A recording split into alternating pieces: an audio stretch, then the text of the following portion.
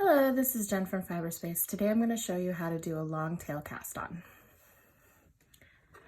So I've got some yarn here and some double pointed needles. You can use whatever kind you like. So I'm going to start with pulling off the length of my yarn. I'm only going to be casting on a few stitches, so I don't need very many. I don't need very much, but just keep that in mind. So I'm going to start with one of my needles in my left hand, and right now we'll only need one to do this.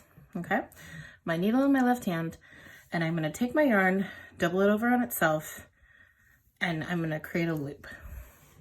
This is going to be my first stitch of my cast on, and I'm going to slip that onto my needle. Okay, then what I'm going to do is I'm going to take my two strands and I'm going to open them up with my pointer finger. I'm going to hold the rest of the strands loosely with my ring finger and my pinky finger.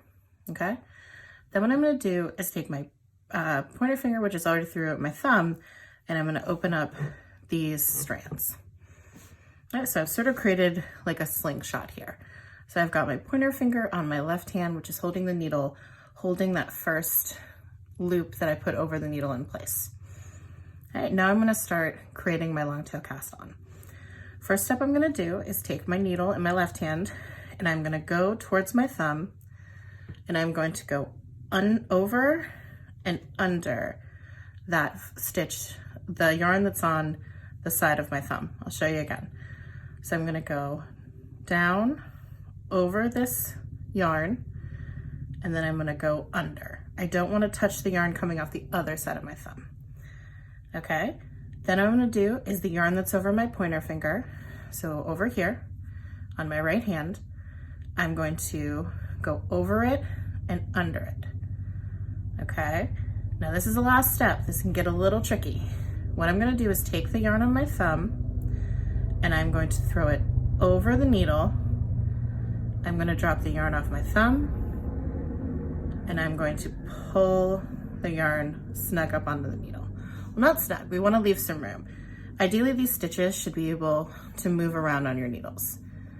This can be hard, and if you are having an issue with it, a common way to do this is to hold two needles together, but I'll show you that at the end of the video. So I'm gonna show you again how to grab your yarn. So yet again, I have my two stitches on my needle here on my left hand. I'm holding them loosely with my pointer finger. I'm going to grab the yarn with my right hand. I'm going to hold it loosely with my ring and my pinky. I'm going to take my pointer finger and my thumb and put it inside, open that up, and now I'm ready to cast on another stitch. So taking my needle in my left hand, I'm going to come over the yarn on the outside of my thumb and under it. I'm going to take the yarn on my pointer finger, go over and loop it around. And now I'm going to take the yarn on my thumb, throw it over the needle, and then I'm going to pull everything tight. Okay, let's do it again. So I've got my little slingshot. I'm going to take my needle over, under, go over, under, and then throw that yarn on my thumb over the stitch. So over here, under here, throw that over there. So the thumb, pointer finger, throw the yarn over there. And then you just keep going until you've cast on as many stitches as you need for your project.